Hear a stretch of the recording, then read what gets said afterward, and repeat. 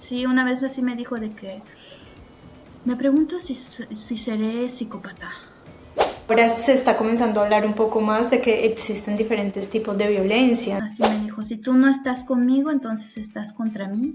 A ti no te conviene ser mi enemiga porque si no, te pueden pasar cosas. Y quién sabe qué más cosas haría de las que yo ni siquiera me entere. Y que no quiero enterarme porque cada que me enteraba de algo de él, me daba más miedo. Te admiro porque, bueno, he escuchado historias de este tipo, pero la tuya hoy me ha dejado, o sea, con la boca abierta, porque literal, yo pensaba que solo pasaba en las películas. Entonces, hola Lizeth, ¿cómo estás? ¿Cómo te va? Bienvenida. Hola, muy bien, muchas gracias por la invitación. ¿Ustedes cómo están? Muy bien, gracias. También estamos muy bien. Bueno, Lizeth es la primerísima invitada que traemos al podcast porque tenemos una historia que es demasiado valiosa. Lizeth es alguien que yo conocí cuando estaba en Lyon, vivimos en la misma residencia, tuvimos la fortuna de coincidir en una de estas residencias para estudiantes de la Cruz. Y hace poco bueno, nos teníamos en Instagram, chateábamos, reaccionábamos a nuestras historias, pero sí es cierto que como tú te pasas como conoces a mucha gente, pero después como que pierdes el contacto por mucho tiempo y tú crees que por lo que ves en redes sociales como que todo va de maravilla, todo va súper bien y por cosas de la vida coincidimos en que ella publicó algo y yo resoné, creo que fue así, ¿no? Tú me dirás si me equivoco, resoné con algo y yo le dije a ella como, yo también estoy pasando por algo parecido, entonces ella me dijo, yo voy a ir a París, ¿qué tal si nos vemos? Y resulta que nos sentamos a charlar y wow, o sea, salió una cosa. Literal adelantaron cuaderno. Sí, sí, y la verdad yo fue como que conecté muchísimo con la historia que ella trajo porque es algo que siento yo que nos puede pasar a cualquiera. Bueno, entonces cuéntanos sobre ti, ¿hace cuánto tiempo estás aquí en Francia? ¿A qué estás dedicada ahora? Y bueno. Ok, pues antes que nada, qué honor que, que me digan que soy la primera en participar en el podcast. Tienes el super honor.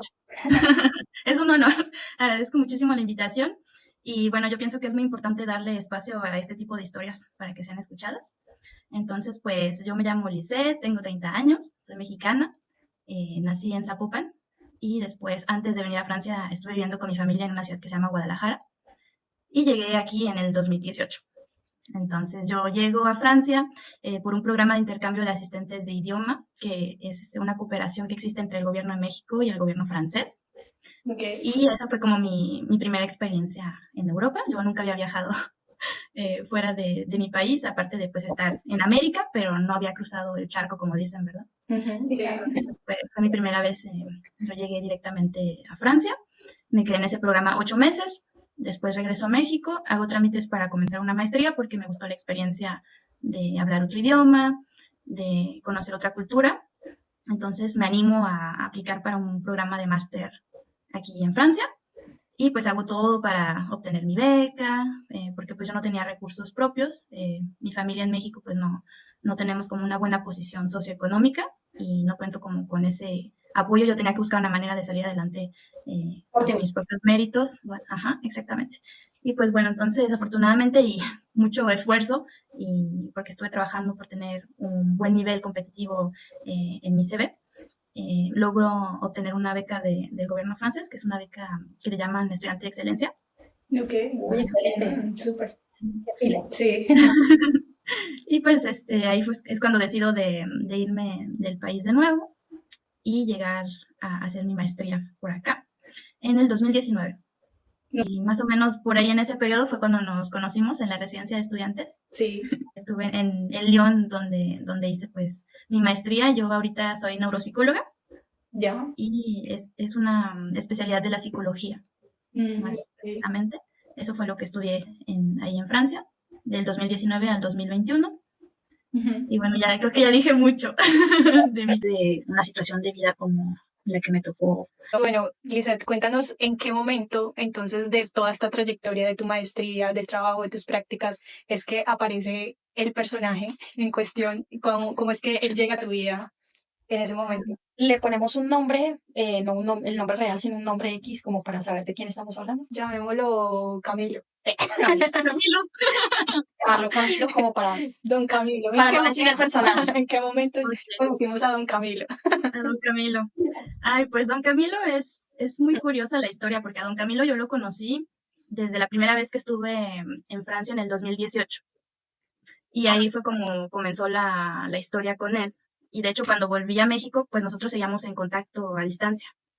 Y ahí fue donde nació una relación, pues medio rara, porque era como, somos novios, pero no sé si voy a regresar a Europa. Entonces, mientras estamos a distancia, Ujú. y nuestra relación, pues, fue una relación a distancia básicamente desde sus inicios hasta que decidí irme a vivir con él en 2021, pero digamos que de 2018 a 2021, pues hablábamos por videollamada, mensajes, audios, de repente viajábamos juntos.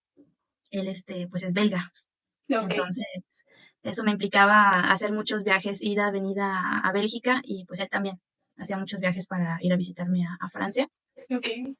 Y así fue como comenzó todo. Y obviamente en ese momento, Y se pues conocieron, todo era muy bonito cuando nos sí, estábamos conociendo, porque por es supuesto, plena como en, luna de miel, como en todas las decimos. relaciones, la verdad. Exactamente. Todo es muy lindo al principio. ¿Y tú lo conociste cómo? ¿Por una aplicación o se conocieron en persona o cómo fue? sí, de hecho es muy curiosa la historia porque yo cuando llegué a Europa, yo ya hablaba francés, porque para mi maestría ellos me estaban exigiendo un nivel C1 mínimo para poder hacer esa formación. Entonces, en México yo estuve estudiando francés Ya, durante algunos años para alcanzar el nivel. Y cuando yo estaba en la escuela de idiomas, pues mis compañeros utilizaban una plataforma, no sé si todavía exista, se llamaba HelloTalk. ya, sí, sí, Sí, sí. lo he escuchado. Ujú, Si la han escuchado, es para el aprendizaje de idiomas. ujú. Sí. Entonces, tú ponías tu banderita, por ejemplo, yo tenía mi bandera de México y ponía que yo hablo español como lengua materna y que quería aprender francés. Entonces, la aplicación te va mandando personas que su lengua materna es el francés y que quieren aprender español. Y Ya. pues ese era el perfil que tenía él. Y todo comenzó así, nada más como una persona, porque ni siquiera puedes ver su foto, o sea, era como la banderita y su nombre, Camilo, Camilo de Bélgica, Sí. y pues ahí estás intercambiando cosas muy random de la vida cotidiana. Tú escribes una frase y las personas que están en la plataforma te la corrigen. Entonces son interacciones que son muy superficiales, por así decirlo, pero después de que pasas un tiempo en la aplicación, pues comienzas a desarrollar vínculos con las personas, ¿no? Entonces me dice él como que, ay, tengo muchas ganas de conocerte, hay un buen feeling, nos la llevamos muy bien, ¿te parece si nos vemos y sin compromiso de nada? Y yo le dije, pues vale, pues vamos a tomarnos un café, pero pues no sé cómo le vas a hacer porque estás en Bélgica, así que yo no me muevo de aquí porque no te conozco. O sea, obviamente ya tenemos mucho tiempo desde que empezaron las primeras interacciones, cuando solamente era corregir frases y todo, ya había pasado un buen tiempo. Y ahí pues me dice, de hecho eso fue como lo que me enganchó también, de que él me dice, ah, pues yo voy a verte, o sea, yo voy a donde tú estés con tal de conocerte. Entonces pagó un hotel y se quedó varios días para conocerme, para platicar conmigo y yo dije, wow, o sea, me impresionó mucho, la verdad. Yo cuando lo vi no sentí realmente una atracción, Sí. muy honestamente, si puedo ser muy honesta ahora lo puedo decir, pero me sentí comprometida por todo lo que estaba haciendo, entonces ese también fue mi error Ya. de Sí. que yo estaba así como me sentía en deuda, ¿no? De que Sí. hizo todo este viaje, luego todos los detalles, y él estaba así como súper emocionado y yo como que no era capaz de decirle, oye, pues no, o sea, y yo también como que me quise convencer de que, ay, pues a lo mejor no me atrae así naturalmente, Ujú. pero sí hay cariño, ¿no? Está todo lo que hemos construido, el vínculo que ya existe, y aparte se ve que es buenísima persona, y yo como que estaba viendo sus cualidades, ay, pues mira, El es lado positivo. trabajador. Sí. La oportunidad, quien quita, me imagino. Sí. Ajá. Y era muy tierno, era muy amable, obviamente que en ese momento muy caballeroso, respetuoso, Ya. ¿sabes? Entonces yo dije, bueno, tiene muchas cualidades y se ve que está muy interesado porque, ¿por qué no darle una oportunidad, no? Así Ya. de que, Y ahí empezó entonces la historia como tal sí, de su amor, pues la historia de la relación como tal. Bueno, ajá. y ahora tengo la pregunta, ustedes comienzan entonces a conocerse, me imagino que a distancia, él viene, te visita, tú vas y lo visitas a él, Sí. y ¿en qué momento tú notaste o comenzaste a percibir que algo no estaba bien? Que, o que nosotras en algún momento llamamos como las famosas red flags, que hay veces Ajá. las miramos, pero les hacemos caso omiso, o hay veces sí lo consultamos o lo hablamos con más personas. ¿En qué momento comenzaste a notar cositas así que tú dijiste como, algo no va bien"? Pues realmente me tardé. Ya, Yo pienso que también lo que no ayudó fue que la relación era a distancia. ya. Entonces, cuando hablábamos, pues siempre las cosas iban bien, dentro de lo que cabe normal, ¿no? Yo no identifiqué como red flags en ese momento. Cuando nos veíamos, como teníamos mucho tiempo sin vernos, pues había mucha euforia, era de que, pues vamos a viajar, o hacíamos muchas actividades juntos durante los días en los que nos veíamos, que vamos al cine, vamos a cenar, vamos a viajar, entonces estábamos en contextos que facilitaban que pasáramos buenos momentos, buenos ratos. Claro. O sea, que Ahí, ustedes se fueron a vivir directamente, o sea, en ningún momento tuvieron un periodo pequeño de vivir los dos juntos, sino se fueron a vivir ya directamente, o sea, de lleno. tuvimos un periodo en el que sí estuvimos más tiempo juntos, pero eso como a mí me confirmó la idea de que él era una persona correcta, porque durante la pandemia, poquito antes de que tuviéramos muchas restricciones respecto a los desplazamientos geográficos, estuve como 2 o 3 semanas, creo yo, en su casa. Porque yo vivía, y bueno, tú sabes muy bien que los cuartitos de estudiantes en los que estábamos eran espacios de 9 metros cuadrados, muy pequeñitos, y pues él me dijo, pues ahorita que tienes clases en video, pues vente un tiempo aquí a la casa. Y yo, ok. Y también muy amable. Él tenía una oficina, me consiguió un escritorio, me armó un espacio en el que me dijo, pues mira, aquí tienes tu espacio para que estudies, para que sigas tus cursos en línea. Y era muy exigente en ese momento los cursos, teníamos un pequeño tiempo de pausa para comer. Y, por ejemplo, pues él era muy lindo de que, pues ya es tu hora de comida, y llegaba y me subía una sopita caliente, ¿no? De que, toma, para que no gastes tu tiempo en cocinar, ya te preparé yo la comida, aquí está, te échale ganas, tú estudia. Y como no podíamos salir, hacemos actividades ahí en su casa. Entonces, él como que planeó todo eso, porque, por ejemplo, mandó pedir un rompecabezas que tenía nuestra foto. Era una foto de nosotros, pero pasamos horas armando ese rompecabezas y jugando Monopoly, juegos de mesa, viendo películas cuando estamos ahí en su casa. Entonces yo dije, ay, mira, si estamos encerrados, aquí ya llevamos varios días, él ha sido muy amable, muy atento conmigo, nos divertimos con cosas como muy simples de la vida, yo creo que, pues bien, la armamos, ¿no? Esa fue como la impresión que me dio en ese momento. Pues lo de la pandemia, dicen que ya no podemos entrar y salir del país, entonces yo me regreso luego a Francia, porque si no me iba a quedar atorada en Bélgica. Y aparte estaba por comenzar unas prácticas profesionales en un hospital, porque pues yo pertenezco al área de la salud. Y eso me salvó mucho, porque ya después empecé mis prácticas y yo tenía una autorización para moverme, y yo no estaba totalmente encerrada en el cuartito de los 9 metros cuadrados. Entonces ya eso también me ayudó mucho. Y yo sigo pues mi maestría hasta finalizar en el verano del 2021. Y ahí es cuando él me dice, oye, pues ¿te parece que te vengas a vivir conmigo? Y yo no sabía qué decirle, porque realmente yo en ese momento sentía mucho miedo. Yo me acuerdo que lo llegué a platicar con amigas que tenemos en común, de hecho, de la residencia. Y yo le decía, ¿y qué pasa? Y si algo no sucede bien, ¿qué voy a hacer? Y ya pues todas me decían así como de que, pues te regresas aquí a Francia, al cabo que tienes tus papeles vigentes, te quedas con nosotras. Yo como que sentí ese apoyo entre amigas, y me dio una cierta seguridad.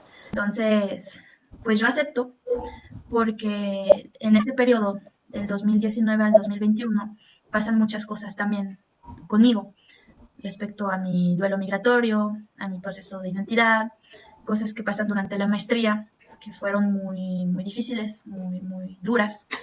Y yo estaba en un estado mental no muy estable. Yo me sentía muy cansada, muy, muy cansada, y necesitaba un refugio, como tener un espacio para respirar, para volver a mi calma, para reconstituirme. Entonces él llega y me dice como que, pues yo tengo mi techo, o sea, yo tengo mi casa, tú te vienes y vives aquí conmigo.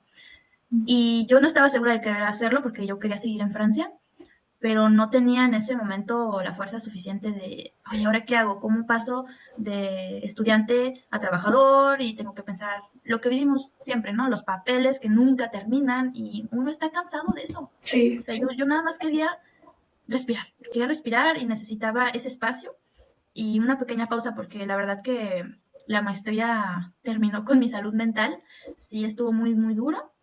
Obviamente al final las cosas ok, se dieron, tuve éxito, me dieron mi diploma, estoy muy orgullosa, yo creo que es mi máximo orgullo haber obtenido mi maestría, porque pues fue una maestría que tuve que hacer en francés. Me hicieron escribir 2 tesis en francés, llena de prácticas profesionales. Como era una maestría mixta, tenía una parte clínica, que era trabajar en el hospital con los pacientes, y tenía una parte de investigación también. Entonces, había muchas estadísticas, análisis, cálculos. Fue muy exigente en nivel académico. De hecho, a mí me lo dijeron que cuando aceptaron mi expediente estaban haciendo una excepción, porque realmente ellos no suelen aceptar extranjeros en ese tipo de máster por el nivel de exigencia. Y pues él llega y me propone vivir con él, entonces yo como que La solución. acepto porque se me hizo una solución que me iba a ayudar a ahorrar energía, ¿no? No sabía, no tenía ni idea de lo que me estaba metiendo. Bueno, y te vas a vivir con él, empieza la convivencia, y bueno, ¿qué empieza a pasar durante todo ese momento cuando ya empiezas a vivir con él? ¿Qué empiezas a ver? ¿Qué empiezas a darte cuenta cuando ya estás ahí directamente? O sea, o sea, ya con tu ropa, con todo, o sea, que ya realmente estás viviendo con él, ya no vas por días, ni se ven para las vacaciones, ni nada, sino ya estás ahí. Pues al inicio muy bien, termina la maestría, él va por mí en el coche, llegamos hasta Bélgica, me instalo y hasta ahora todo bien. Muy lindo, llego, ya me tenía unas plantitas de chiles y me dijo, es que yo quiero que tú te sientas que mi casa es tu casa, que te sientas como en tu casa. Y obviamente empieza muy lindo, así de que, a ver, vamos a ir a comprar cositas para que tú decores la sala como tú quieras, para que sientas que es tu espacio. Luego me da una llave, una copia de la llave de la casa. Entonces yo en ese momento pues me sentía bienvenida. Dije, ok, parece que todo va muy bien. Pero pues sí, las interacciones con su familia siempre fueron muy incómodas. O sea, era como que las reuniones nadie hablaba. Se sentía un ambiente muy tenso y ya después, pues obviamente fueron saliendo algunas historias, ¿no? De cosas que sucedieron, de antecedentes de muy mala salud mental en su familia, antecedentes psiquiátricos graves. Su papá se había suicidado. Pasaron muchas cosas pues de las que yo después me fui enterando. Y pues obviamente él sí tenía conductas que a mí no me gustaban, pero que él obviamente siempre prometía cambiar. Y yo pues ya con el cariño y el vínculo, pues yo decía, bueno, ok, parece que está haciendo esfuerzos para cambiar, ¿no? Por ejemplo, él estaba muy metido en el alcohol. Entonces ahí ya me di cuenta que pues que él tomaba mucho, a veces llegaba muy tarde, se iba y hacía sus fiestas con sus amigos a los bares y pues llegaba en un estado en el que estaba ya muy alcoholizado. Y obviamente eso pues yo no lo soportaba, porque pues yo tomo alcohol ocasionalmente y no es algo que yo quiera a mi pareja. Y pues siempre lo platicábamos, obviamente él se disculpaba, ¿no? De que ya lo voy a cambiar. Y pues yo ahí empecé a justificar ciertas cosas, porque pues yo decía, pues mira, es que su historia de vida siempre me dio como lástima, ¿no? De que él ha tenido una vida muy difícil con lo que pasó con su papá y a lo mejor es su manera de, no sé, como de afrontar esa situación. Ya. Y empecé a justificar ciertas cosas, pero obviamente no me agradaba y ese problema con el alcohol jamás lo modificó. Y yo seguía teniendo confianza en que lo iba a lograr, que lo iba a dejar. Y esa fue pues una conducta que no estaba directamente orientada a mí en el inicio, pero después cuando empezó a tomar confianza y cuando se empezó a dejar ver como realmente él era, pues ahora sí me empezó a afectar porque pues empezó a ser violento cuando llegaba después de haber tomado y empezó a manifestar mucha desinhibición con el alcohol. ¿Violento físico o, bueno, aparte de psicológico, estamos Sí. hablando de violento físicamente? Sí, violento de todas las formas que le puedas ver. Esto me parece importante porque ahora se está comenzando a hablar un poco más de que existen diferentes tipos de violencia. No está solamente la violencia que es agredir al otro y que ya es cuando se te ve el morado y se te ve ya la marca de que alguien te agredió físicamente, sino también estamos hablando de violencia psicológica, verbal, también la violencia económica, cuando literalmente la persona ejerce un poder ante ti económico, y poco a poco se está comenzando a hablar un poco más sobre el tipo de violencias que se pueden vivir dentro del hogar. Tú, en tu caso, nos dices y nos cuentas que hubo violencia física y también psicológica. Y digamos, ¿qué ejemplos podrías tener de la violencia psicológica, de cómo manifestaba violencia psicológica contigo? Ok. Sí es muy importante mencionar lo de los diferentes tipos de violencia, Eso también formó parte de, ya después de un expediente que tuve que armar con mi abogada cuando quise salir de esa situación, y ahí fue cuando estuvimos haciendo el recuento y nos dimos pues cuenta que él ejercía diferentes tipos de violencia, no nada más las que mencionamos ahorita, física, psicológica, también económica me sucedió a mí igualmente, violencia sexual, etcétera. Entonces, sí, obviamente todo va escalando y uno no se da cuenta hasta que ya la situación es drástica, ¿no? Sí, Porque todo empieza con... Alicia, yo creo que a veces, yo siento que en las parejas lo que pasa es que normalizamos las cosas. Sí, ujú, No vemos realmente el trasfondo de todo eso y decimos, no, pero eso es normal, tal cosa. Pero cuando ya se empieza a aumentar todo este tema, todo, o sea, todos esos problemas son más fuertes y más fuertes, ahí es cuando realmente ya vemos que las cosas realmente son serias. sí. Entonces hay mucha parte de normalizar conductas y también otra es enmascarar ciertas conductas de su parte, ¿no? Porque, por ejemplo, él hacía cosas que a mí no me agradaban, pero pues él decía que eran bromas. O sea, me decía, ay, yo no sé por qué te molesta, es una broma. Y yo le decía, bueno, yo no veo el humor, a mí no me da risa tu broma. Es que, ay, tú, tu humor de mexicana no entiendes el humor belga. Por eso no te da risa, pero seguramente que si fueran mis amigos, que si se lo dijera a tal persona, sí se hubiera reído. Pero tú no entiendes porque, pues, por Ya. tu español y porque en México tienen un humor raro. Él siempre justificaba las diferencias culturales.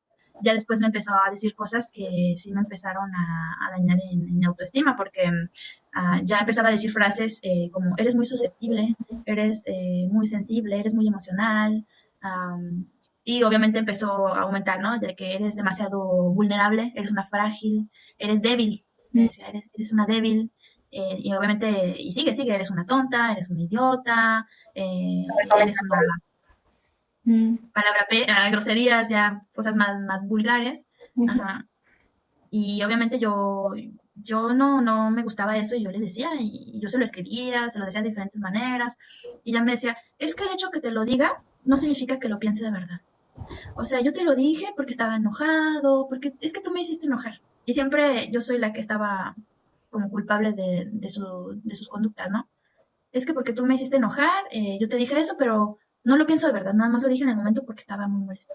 Pero no pienso que sea así. Ya sabes que yo pienso que eres muy inteligente. Obviamente me decía que era una estúpida, que era una tonta, que después decía, no, tú sabes que yo sé que yo siempre te he dicho que eres muy inteligente, pero es que hay momentos en que me haces enojar y digo cosas que no quiero decir. Entonces siempre, obviamente, él no se responsabilizaba de... Ya, y tú ahí en ese momento, digamos, ¿qué rol tomabas? O sea, ¿te volvías comprensiva con él? ¿Te sentías culpable de que de pronto decías, oigan, sí, tiene razón, yo cómo no puedo entender que él lo está haciendo por esto? ¿Cómo tú justificabas de pronto como que esas cosas? Al principio dejaba pasar las cosas cuando el nivel no era tan extremo, por así decirlo. Ya. Cuando empezaba con él es muy emocional, Mm, ¿no? Ya obviamente cuando ya eran cosas muy vulgares, ahí ya no lo soportaba. ujú. Pero en ese momento ya era muy difícil, no sé, cómo salir de ahí, porque yo ya, cuando ya las ofensas eran de alto nivel, él ya estaba ejerciendo manipulación mediante el miedo, entonces yo ya le tenía miedo. Claro. Y bueno, y entonces ahí tú comenzaste a ver, entonces comenzaron todos estos problemas con el tema de que él tomaba mucho, pero también hacía cosas que te hacían de pronto estar un poco más tranquila, pero después otra vez volvió a tomar, después otra vez cambió su actitud. Sí, pues empezamos a tener problemas financieros, pero él no me lo decía. Mm, Entonces traía problemas legales con su hermano.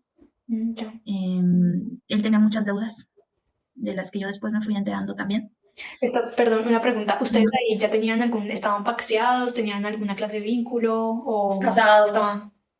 Ok, también eso es una parte importante de la historia. Cuando yo recién llego a Bélgica, nosotros no queríamos casarnos, entonces lo que hicimos fue crear una empresa. También error fatal, puros problemas. Creamos una empresa en la que éramos socios, 50% él, 50% yo, y pues hicimos una solicitud de residencia profesional que nos rechazaron. Entonces ese plan no funcionó, pero a mí me trajo muchos problemas porque, pues obviamente desde un punto de vista legal, si él tiene deudas, pues esas deudas, yo como soy socia de la empresa, pues también son mis deudas, ¿no? Por así decirlo. Ujú. Y ese fue un instrumento de manipulación económica al final, porque pues los ingresos que yo tenía entraban a la cuenta de banco de la empresa y él era el que administraba todo, porque cosa muy importante para comprender también cómo se articula su funcionamiento y etcétera, él era contador, Ah, experto en finanzas y sabía muchas cosas sobre creación de empresas, entonces yo le di plena confianza porque pues, él estaba en su materia, ¿no? Entonces yo llego a un país que no conozco cómo funcionan sus reglas, un país que es muy estricto en cuestión de impuestos, en materias legales, pero pues él era su formación, entonces, obviamente siendo mi pareja, yo le tenía mucha confianza y al principio, pues sí estaba implicada en la administración de cómo se estaban haciendo las cosas, hasta que después empecé a perder control y yo no comprendía como el por qué, ¿no? De que hubo un momento en el que yo ya no pude acceder a la cuenta de banco y él siempre me decía como, ay, es que tú no sabes, es que seguro se te olvidó tu contraseña, es que tú no sabes usar una cuenta de banco. Y siempre era respecto a mí. Yo era la culpable de todo, ¿no? Era porque no tenía suficiente conocimiento, porque era demasiado ignorante, porque mi capacidad no alcanzaba para hacer eso. Y ya después con el tiempo me di cuenta porque me encontré unos papeles en la casa que él se había declarado único beneficiario de la cuenta y había firmado unos documentos a mi nombre sin que yo me enterara. Y Wow. empecé a hacer cosas ya cosas ya graves de ese estilo. Y si tú querías comprarte algo para ti, ¿cómo hacías? ¿Tenías que pedirle plata a él siempre? Él tenía todo, el total control de las finanzas de la casa. O sea que tú no tenías Entonces, una cuenta aparte para ti, una cuenta personal. yo tenía una cuenta personal, que era mi cuenta de Francia, pero no tenía dinero en ella. Y de hecho esa cuenta él me estuvo insistiendo muchísimo que la Cerrar. eliminara, que la cerrara. Y yo tenía ese feeling de no, o sea, yo quiero tener mi cuenta por cualquier cosa. Y al principio yo tenía ahorros, pero pues obviamente va pasando el tiempo y pues obviamente el dinero no ingresaba a mi cuenta personal. Todo el dinero que generé de manera profesional en Bélgica entró a la cuenta de la sociedad, de la empresa, en donde ya después él se volvió el único que tenía acceso y control a esos recursos. Yo me quedé sin un solo euro en mi cuenta personal. Y pues como siempre estábamos juntos, porque también eso fue parte de toda la historia, yo estaba muy aislada socialmente, casi básicamente no tenía amigos, o al menos durante el primer año que estuve en Bélgica no tuve ningún amigo que perteneciera a mi red, o sea, todos eran sus amigos de él o familiares, los pocos familiares y amigos que tenía se volvieron mi red de apoyo, pero yo no tenía una red propia. Entonces, estaba muy aislada y todo el tiempo estábamos juntos. Todo el tiempo, porque como también tuve problemas legales con mi regularidad en Bélgica, porque no quisieron aprobar lo de la empresa, yo no podía sacar permiso para conducir, había muchas cosas que no podía hacer. Y vivíamos en un lugar. Sí, dependía 100% de él. Ajá, entonces la dependencia pues fue aumentando. El lugar en el que vivíamos era un pueblito, casi no había transporte público, estábamos lejos de la ciudad. Entonces yo me volví totalmente dependiente de él. Él me tenía que transportar. Cuando íbamos al súper siempre íbamos juntos, siempre cocinábamos juntos. O sea, estábamos todo el tiempo juntos. Solamente cuando yo trabajaba, pues ahí no lo veía, pero si no, pues todo lo comprábamos al mismo tiempo. Y pues él era el que siempre sacaba el dinero, ¿no? Por así decirlo, de la cuenta mutua. Y si, Lisette, y si tú te querías comprar algo para ti, o sea, no sé, digamos que un champú, una crema, los esmaltes, no sé, algo de higiene personal, cualquier cosa, tenías que pedirle entonces a él plata, que lo comprara él, ¿cómo se ponían de acuerdo entonces para que tú pudieras comprarte tus cosas? Sí, ¿Duro? pues en ese aspecto no, al principio no me limitaba mucho, ya después sí. Porque, por ejemplo, yo agarraba las cosas que necesitaba y las ponía en el carrito y él no decía nada, porque de todas maneras él sabía perfectamente bien que estábamos pagando las compras con el dinero de ambos. Entonces mi dinero ahí estaba, yo no tenía por qué decirle, oye, voy a comprarme tal shampoo o tal crema, o yo metía las cosas al carrito y él pues no decía nada. Pero ya después empezó con, eres muy consumista, eso no lo necesitas. Ya después me decía, ¿para qué te maquillas? A mí ni me gustas con maquillaje, ¿para qué gastas en eso? Y una vez sí fue como muy obvio que estaba controlando todo lo que yo quería comprar, porque estábamos con unos amigos de viaje y fuimos a una de estas tiendas, no sé si se pronuncia Primark o Primark, porque aquí ya ven, le dicen de diferentes maneras, en Sí. donde venden cosas muy baratas y yo vi una pijama que me encantó porque tenía un aguacate. Y ya ves que en México somos de que amantes del aguacate. Sí. Sí. Y era así toda calientita y en Bélgica hace mucho frío, entonces se me antojó muchísimo esa pijama. Me acuerdo perfectamente bien que costaba 10 euros. Y en ese momento, esos 10 euros, hasta para que se imaginen qué bajo caí, esos 10 euros yo no los traía. Entonces era como que quiero esta pijama, y él era así de no la necesitas, no, ¿para qué la vas a comprar? O sea, y no quería pagar por la pijama. Y me acuerdo que tuve que decirle a mi amiga, le dije, tú cómprala, haz como que es para ti.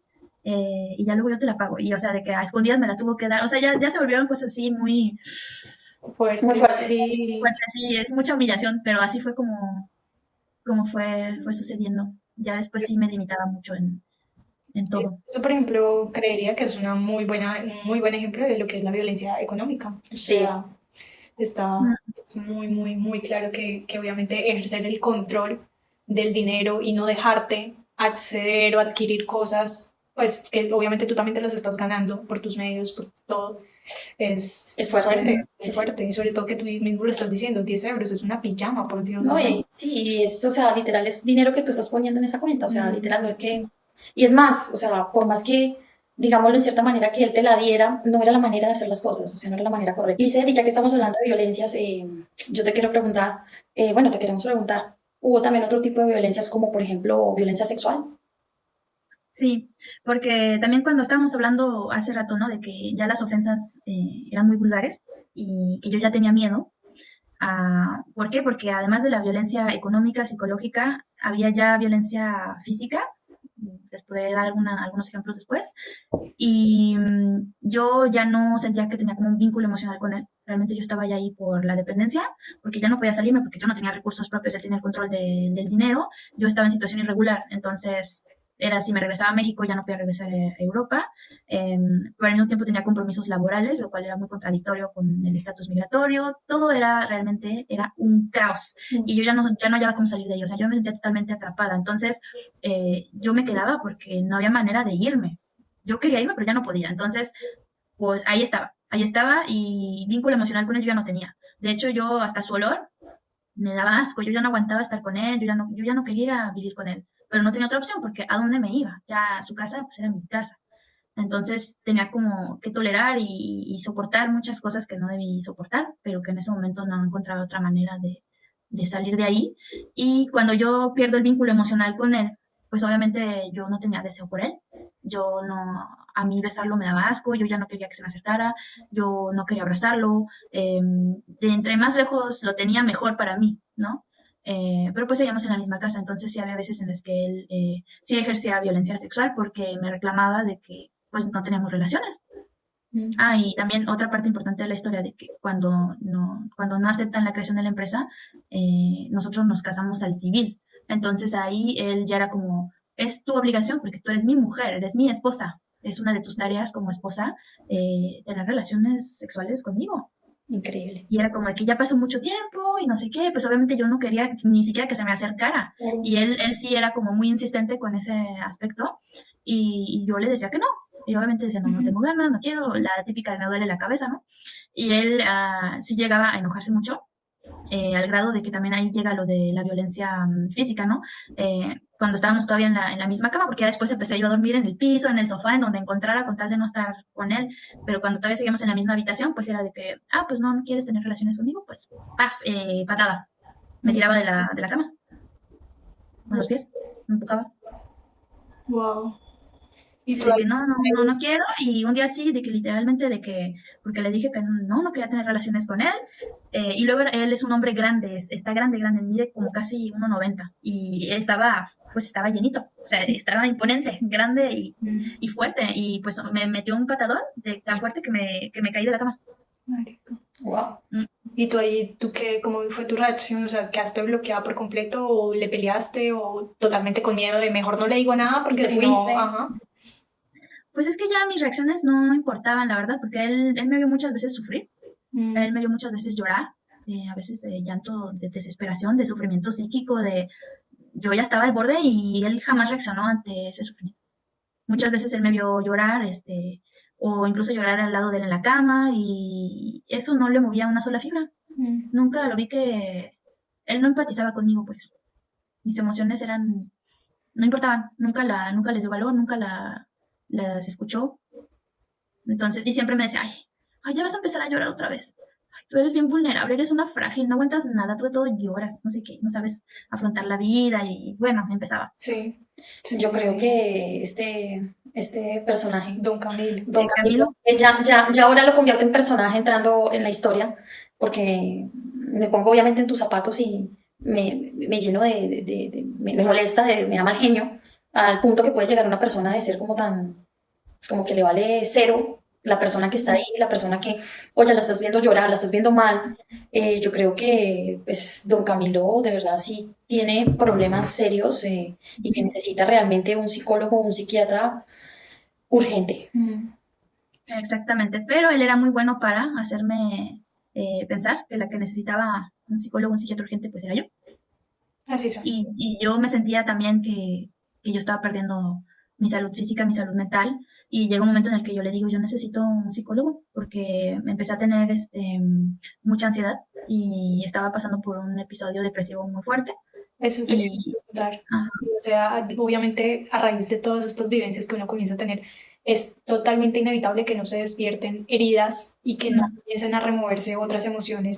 Sí, Entonces, digamos, ¿cómo se vio tu autoestima afectada? ¿Cómo se vio? ¿Cómo llevaste todo eso? es que pues mi salud mental estaba al borde. O sea, Mm, yo me sentía muy, muy mal y empecé a tener síntomas físicos también, que obviamente yo necesitaba ayuda y de hecho cuando intenté buscar esa ayuda, tuve 2 consultas en línea con una psicóloga. ah, y ella sí me empezó a decir, porque fíjate, yo en ese momento yo no me daba cuenta de muchas cosas, ¿eh? Aunque parecen evidentes, ujú, tú estás en una dinámica de, bueno, él ejercía una manipulación muy inteligente, muy bien planeada, calculada, ujú. que mi psicóloga me dijo, oye, eso de lo que me platicas me suena a violencia económica. Me lo dijo así y yo me quedé pensando. Y desde ahí como que empezaron a surgir ciertas reflexiones, ahí como que empecé a abrir los ojos, se me empezó a caer la venda, ¿no? Tuve 2 consultas con ella y me la pasaba llorando durante toda la consulta y yo estaba en el colapso. Y después tuve que anular eh, el seguimiento con ella porque el dinero pues lo tenía él. Entonces cuando le decía, oye, tiene que estar ahí, no le has pagado a la psicóloga, se te ha olvidado hacerle la transferencia a la psicóloga, la psicóloga, la psicóloga, la psicóloga. Y a mí me daba pena porque me tardaba mucho en pagarle la consulta. Entonces era imposible mantener una continuidad con ella y tuve que interrumpirlo. Entonces yo necesitaba ayuda y yo estaba buscando esa ayuda, pero no sabía cómo. O sea, no tenía los recursos económicos y yo ya no tenía los recursos emocionales para afrontar lo que estaba pasando, porque ahorita que me preguntaste cuáles eran los síntomas, salud mental, cero. Yo ya estaba con un trastorno de ansiedad muy fuerte y crónico, que también fui desarrollando un humor depresivo hasta que caí en un episodio depresivo bastante importante, en el que yo ya tenía pérdida de placer, pérdida de interés. A mí ya no me importaba la vida, ya no me importaba la vida en general. Entonces, claro que yo no me importaba. O sea, yo era muy negligente con mis necesidades, ya no me escuchaba a mí misma, eh, comía muy mal. De hecho, durante todo este tiempo aumenté mucho de peso, subí 15 kilos, dejé de hacer cosas que me gustaban, ya no tenía tiempo para mí, entonces no hacía ejercicio, lo único que hacía era trabajar, trabajar, trabajar, trabajar, trabajar, desde que me despertaba hasta la madrugada, porque siempre me la pasaba trabajando. También fue parte de lo mismo, de esta historia de cómo él me atrapa, cómo él va a ejercer también el control, eh, porque, bueno, es que hay muchas cosas que contar, pero incluso él era el que controlaba ya después la agenda, las citas, mis horarios de trabajo, todo. Y yo estaba esclavizada realmente. Y yo ya no podía, y tenía muchos compromisos, y estaba muy cansada físicamente y mentalmente, pero no podía parar. Mi cuerpo estaba hablando por mí, ¿no? Como de que, oye, tienes que cambiar tus hábitos de vida, tienes que hacer algo para salir de ahí, porque me empezó a dar colitis nerviosa, todo el tiempo estaba inflamada, todo el tiempo tenía gas, había veces que tenía dolores de estómago terribles que me hacían llorar de lo mucho que me dolía y el estómago, no podía dormir. Mm, Y yo decía, ¿qué me está pasando? O sea, ¿qué me está pasando? Dolores de cabeza, migraña, se me empezó a caer el cabello, no, claro. pero bolas. O sea, podías hacer un estropajo de todo el pelo que se me caía. Tu cuerpo está hablándote de todas las maneras posibles. Los ojos ya no los aguantaba, de que siempre los traía rojos, hinchados. Empecé a perder agudeza visual. Empecé a perder capacidad cognitiva porque ya estaba tan cansada que empecé a tener muchísimos problemas de atención, mucha distractibilidad. Entonces también ya memoria, no, sentía que se me olvidaban cosas, que no podía ya mantenerme concentrada en la conversación. Ya estaba muy, muy, muy, muy, muy mal. O sea, de que sí llegué a tener ya los criterios para burnout, porque hubo un día en el que ya no me pude levantar de la cama. O sea, ya me quedé, me acuerdo que me desperté y le tuve que hablar a un amigo porque no me podía mover. O sea, de que el verdadero burnout ya es como el cuerpo duele, o sea, los músculos duelen que ni siquiera puedes levantar ya los brazos. Sí, Sí, eso claro. yo te quería preguntar ahí porque digamos que ahí también, tú ya lo dijiste hace poco, pero es el tema de pedir ayuda. O sea, ¿Cuál fue ese momento de catarsis o ese momento en el que tú dijiste, tengo que alzar la mano y de verdad tengo que hacer algo para pedir ayuda porque es que no soporto más esta situación? Y sobre todo también pues que digamos que lo primero que a uno se le vendría a la cabeza es como, ¿y la familia? O sea, Sí, porque, y tus amigos, porque bueno, tal vez de pronto tu entorno allá en Bélgica no era el mejor porque estabas rodeada más de los amigos de él, pero digamos los de Francia, ¿qué te decían ellos? ¿Qué te decía tu familia? ¿Qué te decía ese apoyo? es más, hasta yo iba a preguntar por la familia de él. No se dieron cuenta de lo que realmente estaba pasando contigo, tu familia en México. Eso casualmente estaba que preguntaba. Mis amigos, tenía amigos en Francia, pero pues yo estaba en Bélgica y fue muy complicado y cuando empecé a contar la situación, pues la gente no lo creía y me decía, ay, pero ¿cómo? Si Camilo es una buena persona, eh, pobrecito, ha de estar pasando por un mal rato, a lo mejor ahorita no está muy bien. O sea, como que también mis amigos como justificaban y yo les quería como que explicar cuál era la situación y yo tenía la sensación, no sé cuál era la manera en la que yo decía las cosas, que a lo mejor la gente no se da cuenta de las verdaderas dificultades o de la gravedad del problema. Ajá. Entonces, eso fue complicado al inicio. Obviamente no quieres hablar de la situación porque es muy vergonzoso y yo no quería hablarlo con mi familia. Yo sí decidí no hablarlo con mi familia durante mucho tiempo porque yo no quería preocupar. Muy vergonzoso estar en una situación en la que siendo una mujer totalmente que busca su independencia en su libertad, haber terminado totalmente dependiendo de alguien. Y pues yo decía, es que, ¿qué caso tiene decirle a mi familia ahorita? O sea, y luego amigos me decían, es que necesitas decirle porque necesitas ese apoyo moral, ese apoyo emocional. Sí, Pero claro. para mí era tan complicado, yo ni siquiera quería pensar en hablar de esa situación con mi familia. Me angustia, o sea, pensaba yo, me angustia más el hecho de decirles que, que de no decirles. Hay muchos episodios, de hecho yo pienso que algún día me voy a poner a escribir esta historia porque hay episodios muy interesantes que sucedieron, pero sí hubo uno como un catalizador, ¿no? De ese cambio, que fue que un día él desapareció. Él tenía un evento de exalumnos de una de sus escuelas y se fue desde temprano en la mañana, como desde las 9 de la mañana, y yo sabía que pues él iba a estar en su evento. Pero pues ya no llegaba y no llegaba y no llegaba y no llegaba. Y en una de esas me llama uno de sus amigos, con el que yo no tenía mucho contacto porque eran de sus amigos que tenía él mucho tiempo sin ver, de exalumnos, ¿no? De la escuela. Pero pues el amigo consiguió mi teléfono en internet porque como yo daba consultas, pues mis datos estaban en internet y me llama y me dice, oye, soy el amigo de Camilo y pues queremos ver si llegó bien a su casa. Y así como que, pero Camilo, pues Camilo está con ustedes, ¿no? No, es que sí, pues sí fue al evento de la escuela en la mañana y en la tarde y después nos quedamos de ver en un bar para seguir la fiesta, ¿no? Pero ya no llegó y se nos hizo muy raro, entonces pues nada más queremos saber si se regresó a su casa. Y así, pues no, o sea, él no ha llegado aquí. Ah, no, no te apures, a lo mejor ya viene en camino, ahí te tenemos en contacto y te avisamos. Bueno, para no hacer muy larga la historia, así pasé la noche de que hablando con el amigo, de que el amigo buscándolo, eh, y no aparecía, no aparecía, no aparecía, lo tuvieron que reportar con la policía de los diferentes pueblitos para ver si no estaba, como tomaba mucho alcohol, pensaron que de repente le habían pasado el alcoholímetro y que estaba muy alto en alcohol y que a lo mejor lo tenían en célula de retención en la prisión, porque a veces hacen eso y después me enteré que él tenía antecedentes de eso, que obviamente no había contado, que ya le había pasado varias veces pasar la noche eh, por lo del alcoholímetro en prisión. Y pues entonces no aparecía y no aparecía, y la angustia pues empieza a subir, y a mí me empiezan a hablar agentes de la policía para preguntarme su fecha de nacimiento, datos personales. Y yo dije, ya se lo encontraron, ya se murió. O sea, ya se murió, ya tuvo un accidente porque estaba borracho y ya se lo encontraron en algún lado. Pero no era porque no aparecía. Y en ese momento estábamos en una fase de reconciliación en la que obviamente puedes esperar que cambie. Y ya tenía semanas portándose bien, en la que no había pasado ningún episodio de violencia, en la que parecía que él se estaba como ya realmente recapacitando y todo. Entonces me preguntan, ¿ahorita están en conflicto marital? Y yo, no. ¿Tiene alguna explicación de dónde se pudo ir? Y yo, pues no. Eh, no lo encontraban en ninguna parte, lo estuvieron buscando. Y me seguían hablando más tarde, pues obviamente iba pasando la madrugada y ya apareció, pues no. Y ya me dijo la policía, me dijo, tiene que empezar a llamar a hospitales para ver si no está en algún hospital, que haya tenido algún accidente, o para revisar que no se haya caído en alguna fosa o así.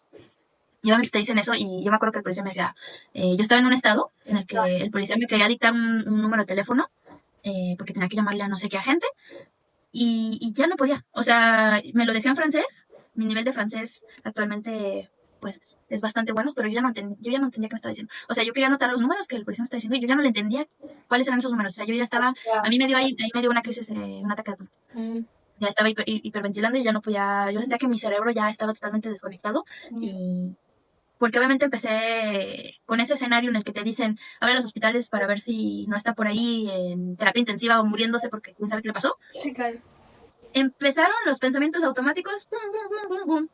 ¿Qué vas a hacer? No tienes dinero. ¿Cómo lo vas a enterrar? ¿Qué vas a hacer con la casa? ¿Qué vas a hacer con el coche? ¿Qué vas a hacer con el perro? O sea, tac, tac, tac, empezó. Y yo dije, señor.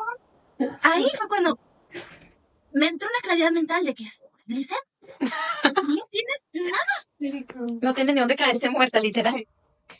Y yo dije, se murió y no tengo ni para enterrarlo. Porque no tengo los papeles de la Nos da risa, pero después cómo lo cuentas.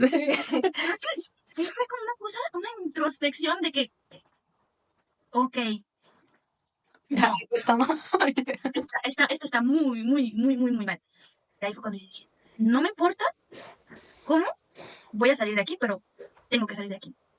Y esta relación se acabó y se acabó y no hay marcha atrás y no hay otra oportunidad.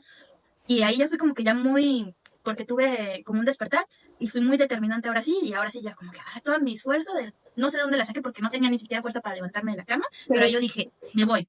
Es la misma pregunta tenemos, yo creo. Sí, don Camilo apareció. Ah, pues sí, ¿dónde estaba Don Camilo? Don Camilo, o sea, ¿qué dijo? Nunca lo sabremos. ¿Cómo así? ¿Cómo ¿Cómo así? lo sabremos? Yo nunca lo voy a saber. ¿Está vivo? ¿Apareció? Ya. Sí, apareció. ¿Y qué explicación te dio? Apareció y en esa noche yo le dije, se acabó. Esta relación ya se acabó. ¿Dónde estabas? Y yo estaba en un estado así Sí. enojadísima, pero a lo máximo. Jamás en mi vida había estado con tanto coraje y rabia en el interior. Y todavía me dice, ven al evento de la escuela. Porque él obviamente no se enteró de nada. Él no En el evento de la escuela. él no iba a tener la menor idea de que uno de sus amigos me iba a contactar porque sus amigos no tenían Es que vínculo conmigo. Él no tenía idea de saber que el amigo no sé dónde sacó mi teléfono, que la policía lo buscó, que él no tenía manera de saberlo. Entonces obviamente él me inventó, Pero él no se enteró. que pues la fiesta duró más de lo planeado y que pues sí se le pasaron las copas, pero pues estuvo con sus amigos, ¿no? O sea, él llegó diciéndome esa explicación. Y yo te estoy preguntando dónde estabas. Pues, obviamente él me seguía insistiendo en eso. ¿En dónde estuvo? ¿Qué hizo? Yo no sé. Obviamente eso estuve con la ruminación mental durante mucho tiempo y después me di cuenta y dije, qué absurdo gastar energía en eso. Él no me va a decir la verdad. Y yo, ¿para qué necesito saberlo? O sea, si estoy convencida de que mi vida no es con él, ya lo que haya hecho no tiene por qué tener importancia para mí. X ya. Hizo quién sabe qué hizo. Quién sabe con quién estuvo. No sé. Y quién sabe qué más cosas haría de las que yo ni siquiera me enteré. Y que no quiero enterarme, porque cada que me enteraba de algo de él, me daba más miedo porque me iba dando cuenta de la persona con la que yo estaba. Y yo decía, Claro, qué susto. Es que Camilo o sea, es una cajita de sorpresas. Wow. era horrible porque yo decía, ¿y con este hombre dormía yo? ¿Quién sabe qué secretos tenga? ¿Quién sabe qué cosas haya hecho? Porque yo le fui encontrando papeles con antecedentes penales, muchas cosas. No. Y yo sabía que él tenía secretos, porque él me decía que tenía secretos que no podía decirle a nadie. ¿Qué secretos serían? Yo no sé, pero cuando estaba muy ebrio me iba confesando cosas que daban mucho miedo. Sí, una vez así me dijo de que, me pregunto si seré psicópata. Una vez estábamos en una boda de unos amigos y él ya estaba medio tomado y me dice, me pregunto si seré psicópata. Pero ya ahí como que yo ya estaba yo intentando atar los cabos y todo, entonces yo muy tranquila así, ay, ¿por qué dices eso? Así como queriendo descargar información. Es amor. Decía, dame información, dame claves para comprender quién eres, ¿no? Y ahí fue cuando me empezó a confesar cosas bien Pesadas. ¿Podríamos saber alguna? Sí, pues por ejemplo me dijo, cuando yo era niño, una vez me dijo, había un gato en el jardín que sacaba la basura. Y a mí me enojaba mucho que sacara la basura. Entonces, pues, es que sacaba la basura y se convirtió en un enemigo. Me dijo, estaba invadiendo mi territorio, estaba invadiendo mi casa. Entonces yo tenía que deshacerme de él porque él se volvió un enemigo. Así que un día me lo encontré sacando la basura, lo agarré y así literalmente me lo platicó que en su casa de los papás tenían un estanque. Entonces agarró al gato y lo ahogó en el estanque. Mató al gato y que después de eso él se sintió como muy bien de haber hecho eso. y me dijo, y por eso me pregunto si soy medio psicópata, porque yo maté a ese animal y nunca me arrepentí. No sentí arrepentimiento, al contrario, él estaba como orgulloso de haber hecho eso. Y me dijo, hasta que con los años, intelectualmente, no porque lo sintiera de manera emocional, intelectualmente comprendió que lo que hizo estuvo mal, entonces medio se arrepintió. No. Con la sangre fría. A mí me lo dijo. Yo con ese hombre yo no vuelvo a dormir. Yo no sé tú cómo puedes ¿De verdad? con alguien así. Y yo sentí una cosa helada que me bajó así, de la cabeza hasta la punta de los pies. Y yo me quedé así de, ok. Tranquilo, mi amor. Tranquilo, yo no soy un gato. Yo no soy un gato. Ay, no. Cielos. No, pero sí, de hecho sí, y una vez él me lo dijo muy claramente cuando, pues obviamente yo ya me metí a mucha distancia, yo ya no quería estar con él, yo ya no lo abrazaba, yo ya no lo besaba. Entonces me dijo, pues me empezó a amenazar y me dijo, No, qué si tú no estás conmigo, eso significa que estás contra mí. Y dice, y a ti no te conviene ser mi enemiga. No, qué susto. Así me dijo, si tú no estás conmigo, entonces estás contra mí. A ti no te conviene ser mi enemiga porque si no, te pueden pasar cosas. No. Bueno, ¿y en qué momento, bueno, listo, pasó eso esa noche? No supimos dónde estuvo don Camilo. Le dices histérica que te vas. Que te vas. Ahí se ¿Y tú te acabó. fuiste así de frente o te fuiste escondidas de él para que él no se diera cuenta? ¿Te escapaste diciéndole en cierta manera? Porque por lo que veo, a la final te tenía secuestrada. Sí, es lo que hemos platicado con asociaciones, porque ya después busqué ayuda. Y entre esa búsqueda de ayuda encontré Siempre, que es una asociación de violencia contra la mujer, de mujeres migrantes ahí en Bélgica. Ellas me estuvieron ayudando y me dijeron, ¿conoces la trata de blancas? Y yo, sí. Y me dijo, pues es que es básicamente eso, pero de manera económica. Y fue un tipo secuestro encubierto. O sea, yo estaba básicamente secuestrada con una falsa idea de libertad. Sí, tenía la llave de la casa, pero... Entonces, ¿qué es lo que sucede? Que yo ya tengo ahora sí una introspección y una decisión de que me tengo que ir. Al día siguiente de que sucede lo de la desaparición, yo salgo de la casa, así sin él, hasta se me hizo, me sentía así rara, porque era como una simbiosis, o sea, estábamos todo el tiempo juntos. Y me acuerdo que me salí a caminar y me llevé un cuaderno y empecé a escribir como plan A, plan B, plan C, de cómo podía hacerle para irme y de a dónde me iba a ir. Era como, ¿qué hago? Me regreso a México, intento volver a Francia, y no sabía qué hacer realmente. Yo para irme me tomó 9 meses. Wow. Fue una gestación. Desde el día de la desaparición, cuando me llevé mi cuadernito y empecé a hacer plan, 9 meses salirme de ahí. Entonces, va a estar muy difícil resumírselos, porque empecé a hacer muchísimas cosas a escondidas. Después él me empezó a cachar en la movida, porque pues él después me di cuenta que me espiaba en mis dispositivos personales, escuchaba mis llamadas telefónicas. Se volvió muy difícil hacer cualquier cosa porque él estaba rastreando cualquier pequeño pasito que daba, él ya me lo tenía. Era como un juego de ajedrez en el que él ya me llevaba la ventaja ahí. Estratégicamente ya iba 2, 3 pasos adelante de lo que yo estaba haciendo. Entonces, él obviamente se dio cuenta de todo lo que yo estaba planeando. Obviamente ahí le hablé a la policía, todo, de que vinieran a salvarme, así de que vengan por mí. Eran las 12 de la noche. No había ni alambrado público porque en ese momento estaban arreglando la calle. Entonces me tocó caminar entre los alambres, entre los pozos, entre las piedras. No sabía ni para dónde iban. Y sin zapatos. Ahí tuve sin zapatos, sin suéter, nada. Estaba lloviendo. No, parece, te lo juro, es una escena de apocalipsis zombie. Dios mío. Y yo estaba en un estado de que yo estaba por teléfono, le hablaba a la policía y todavía me decían, llámale a su familia que vaya por usted. Me dijo la señorita. Y yo estaba así de, no puedo creer. O sea, no lo puedo creer. Yo le decía, señorita, le dije, ese hombre que me sacó mis cosas por la ventana, que me dijo sin techo, le digo, ese era mi familia que tenía aquí. No tengo a nadie más. Él era mi familia. No tengo mi familia, está en otro lado del mundo. ¿Qué van a hacer? ¿Quién va a venir por mí ahorita? En el pueblo fantasma, en medio de la nada. A esa hora no pasaba ni un alma. Yo dije, si sale ahorita con un cuchillo o algo me hace, nadie se va a enterar. Nadie se va a enterar. Ni siquiera lo sabía. Claro. No, era una cosa horrorosa. Y luego todavía le llamo y me dicen, ay, es que ahorita no hay ninguna gente disponible. La policía. Sí, la policía. O sea, no solamente es en nuestros países. Parecía película de terror. Totalmente, yo le empecé a llamar a todos mis amigos que tenía, porque no tenía muchos, los puedo contar así con esta mano. Les empecé a llamar, pero estaban dormidos, pues es que era tardísimo. Y sí era un miedo muy legítimo, porque mi vida estaba en riesgo total. Claro. No era de que ansiedad, no.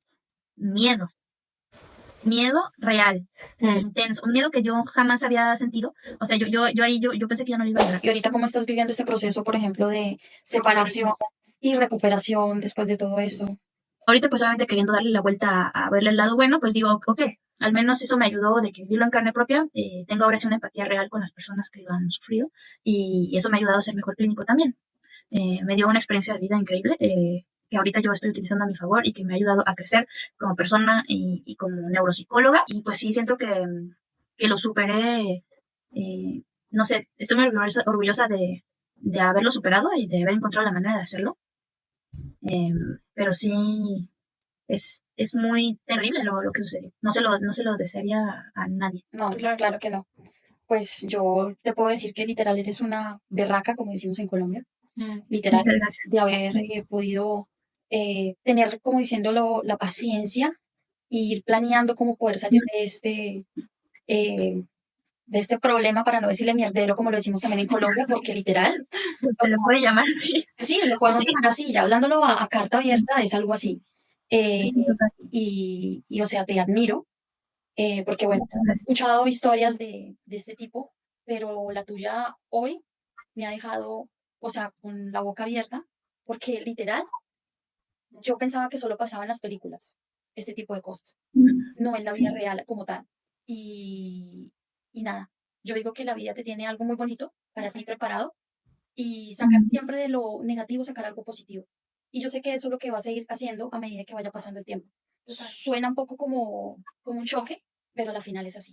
Yo, Lisette, o sea, yo sé que muchas veces cuando uno pasa por este tipo de crisis, muchas veces hay personas que vienen y te dicen, mira, después de esto van a llegar cosas hermosas, divinas y todo, y a uno le cuesta mucho creer en eso porque suenan como frases de cajón, pero aunque tú no lo creas, créeme y tú misma ya te estás dando cuenta por el proceso que has vivido, que las bendiciones que van a venir y la mujer que tú te conviertes después de todo lo que has atravesado es una versión totalmente nueva, mejorada, mucho más valiente, mucho más fuerte y mucho más consciente de lo que sí se debe permitir y de lo que no. Y yo creo que a la final también parte de invitarte también a este podcast y de que nos cuentes tu historia es también para darle ese mensaje y que pues también me gustaría también dejarte como ya, porque ahorita que estaba viendo que ya vamos casi 2 horas, ¿en qué momento? Pues sí, es como dejar ese mensaje para las chicas que de pronto pueden estar pasando por una situación similar en el que, digamos, pueden estar pasando por situaciones tal vez de pronto no tan drásticas o tal vez sí, porque es que muchas veces lo que nos damos cuenta con tu historia es que nos callamos muchas cosas y por apariencias creemos que todo puede estar bien y en realidad Que no. todo está normal. Sí, exacto. Y es como de verdad invitar a las personas a que alcen la voz y que pidan ayuda y que de verdad Que no les dé miedo, que no les dé sí, pena que hablar sobre vergüenza, estos temas. exacto, total. Entonces, como yo siento que hay muchas cosas muy bonitas que extraer de todo lo que nos has contado. El tema también, por ejemplo, de decir mi familia qué puede hacer estando tan lejos. O sea, créeme que ellos, por el amor que nos tienen, cualquier palabra, cualquier llamada que nos puedan hacer en un día de crisis, créanme que eso puede ser de mucha alegría, de mucho alivio. Puede hacer la Entonces, diferencia. sí, claro, puede hacer muchísimo la diferencia. Entonces, y también entiendo como que este lado de como, pero ¿para qué les voy a traer problemas, no? Entonces, es como de verdad de tratar de extraer lo más que podamos de esta conversación que tuvimos hoy y de alentar a cualquier mujer que de pronto puede estar pasando por una situación parecida, de que alce la voz, que trate de tener, de escribir así, aquí estamos, no sé, somos latinos, lo que sea, plataformas, y de pronto consideras que no tienes una red de apoyo sólida, que alces la voz y que digas, necesito ayuda porque me está pasando esto. Sí, exacto. Sí, Y si de muy pronto puedes importante. decirle algo a todas estas personas que están viendo este podcast, o sea, en base a tu experiencia, ¿qué les puedes decir tú? Sí, pues creo que ustedes ya hicieron un bonito resumen y les agradezco mucho por sus palabras y me llegan al corazón y que también alimentan mi fuerza y mi autoestima porque pues uno termina muy destruido después de una situación de vida como la que me tocó pasar a mí. Pero pues sí es muy, muy importante, sobre todo ahorita que dices, ¿no? De que yo pensé que solo pasaba en las películas, de que durante mucho tiempo yo me sentía ajena a mi propia historia y obviamente es la negación. Yo no tenía los mecanismos emocionales para aceptarlo. Entonces creo que todo llega a su tiempo. Hablaste de paciencia, sí, pero también hay que activarse, porque si no, Dejas no pasar. sales de ahí. Entonces hay que activarse. Hay que ser paciente, sí, por su proceso, pero tomar acción. Y parte de ello es aceptarlo, que yo creo que para mí fue de lo más duro. Pero una vez que lo aceptas y que lo empiezas a compartir, se va haciendo más llevadero porque también las personas te van iluminando, te van dando consejos, alivia poderlo compartir. Entonces, sí, te empoderas. Yo pensaba que yo molestaba, yo sentía que estaba molestando a las personas con mis problemas. Entonces me di cuenta que yo siempre estaba ahí como mano amiga, yo te ayudo, porque yo soy así, en inglés le dicen no giver, yo estoy acostumbrada a dar. También por eso, obviamente, los narcisistas te agarran como presa porque se dan cuenta de cómo eres, ¿no? Te analizan respecto a tu funcionamiento. Y yo no sabía cómo recibir.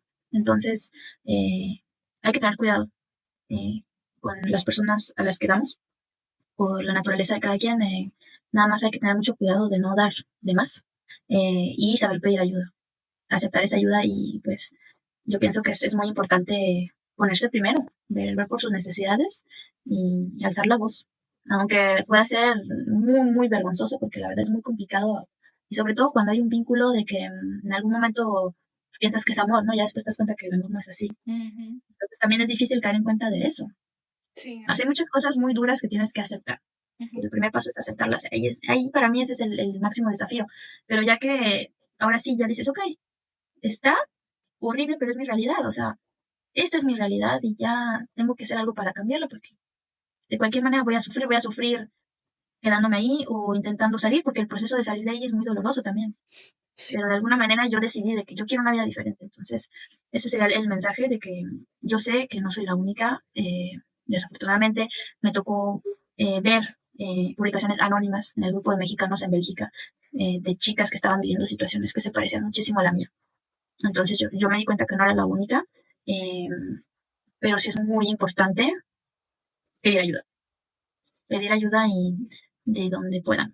Porque a veces ese es el problema, que nos tienen es tanta manipulación, que hay tanto aislamiento y tanta dependencia total, que ya no sabes ni cómo pedir ayuda. Entonces yo lo que me ayudó bastante fue cuando fui a la embajada y que hablé y que al menos dije comunicación, estado de alerta, esto está grave. Claro, sí. Y ahora también que dices como de pedir ayuda me parece importante, pues digamos que nosotras vamos a compartir en el mismo podcast, en algún comentario o en la misma descripción del podcast, como los canales oficiales que hay para este tipo de casos de violencia física o violencia psicológica que pueden haber. O violencia en general. O violencia, sí, los que hay oficiales aquí en Francia, pero también me gustaría hacer el llamado de pronto, porque al canal de Somos Latinos pues han llegado algunas asociaciones que quieren un poco como de visibilidad, y hacerle también el llamado, de pronto la invitación a estas asociaciones que a través de este podcast o a través de este video se den a conocer ellas,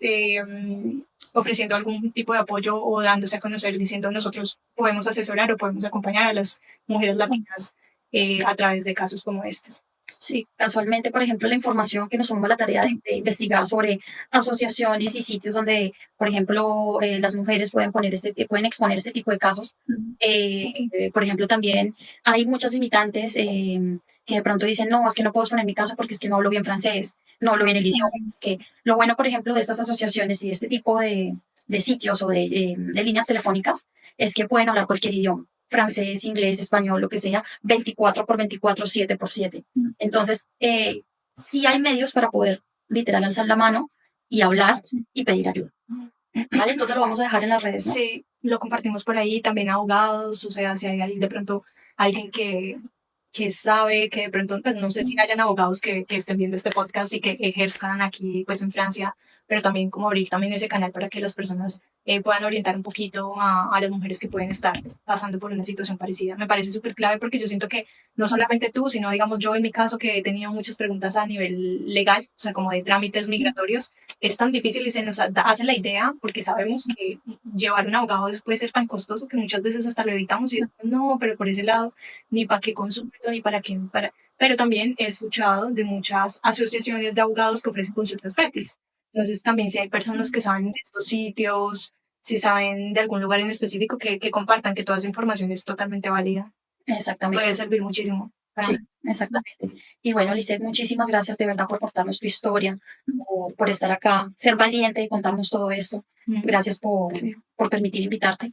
Y Gracias a ustedes y por escuchar, porque ya sé que hay mucho que procesar y pues es que la historia es muy complicada resumirla porque es tan intrincada, tan compleja, que no sé, a veces no sé ni por dónde empezar No, pero cuando me piden mi testimonio. sí, no, pero créenos que hoy nos contaste todo, todo lo que de alguna u otra manera nos hizo identificar el problema y obviamente la situación por la que atravesaste y por la que me imagino que aún así en estos momentos sigues atravesando, porque pues es verdad de que es algo que hay que transitar y hay que atravesar y pues no sé, yo diría que es algo también reciente, ¿no? Porque pues junio del año pasado todavía hay cosas que hay que solucionar, que el divorcio, que si quiere, que no quiere, todavía siguen habiendo temas por resolver. Pero nada, ya por cómo lo hablas, por cómo lo cuentas, sí se nota que ha habido un trabajo interno, se te ve muy bien, te lo dije también. Muchas gracias. Eso está muy bien, eso está muy bien de que saques esa fuerza interna para tú decir, yo puedo y lo estoy logrando. exactamente. Sí. Entonces espero que las personas que lo vean y que estén en situaciones similares puedan aportar también un poquito de esperanza, porque a veces eso es lo que uno no tiene. Yo la perdí durante un tiempo, sobre todo cuando ya traes ahí problemas emocionales más graves como la ansiedad, depresión, que te cuesta mucho ver una perspectiva menos pesimista de tu situación, porque a veces estás tan en el fondo que no ves la manera de salir ahí. Entonces yo sí quisiera decirles a las personas que probablemente puedan estar pasando por una situación similar, que sí se puede, que van a encontrar una solución, tal vez no sea hoy o mañana, pero que hay soluciones, que se puede salir de ahí, que se puede soñar con tener una vida mejor y que todavía hay personas increíbles que no han conocido. Pero espero que en dado caso sirva de algo este testimonio. Seguramente que sí. te sirve, o sea, sí, incluso a mí me sirve. No, O a sea, mí también, o de sea, verdad, que es de full motivación. Y, y bueno, no, yo creo que ya creo que debemos de escuchar. No, que ya que me encantaría poder hacer un podcast dentro de un largo tiempito por ahí en octubre de este año para ver la historia de Lisette y ver qué ha pasado y ver cómo lograste divorciarte y que nos traigas buenas nuevas. exactamente. Creo que sí. ¿Cómo terminó realmente? ¿Cómo se cerró el libro? Sí. Así es. Bueno, Un capítulo. y gente, no olviden seguirnos en las redes sociales. Estamos como somoslatinos.podcast.com. No. Ay, sí, Dale. no, esta es la hora que mi compañera no se sabe la arroba del podcast. Ah, no, ya. Arroba somoslatinos.podcast. Bueno, ya. Ya se hizo sonrojar. No, es que es la camiseta de Lizeth que me hace sonrojar. No. Bueno, entonces sí, ya saben, síganos y Y bueno, síganos en redes sociales y para más historias nos vemos en el próximo episodio. Y bueno, mi gente, chao, chao. chao. Muchas gracias. Chao, chao. Chao, gracias, Lizette. No, gracias, Lizeth, a ti. Gracias.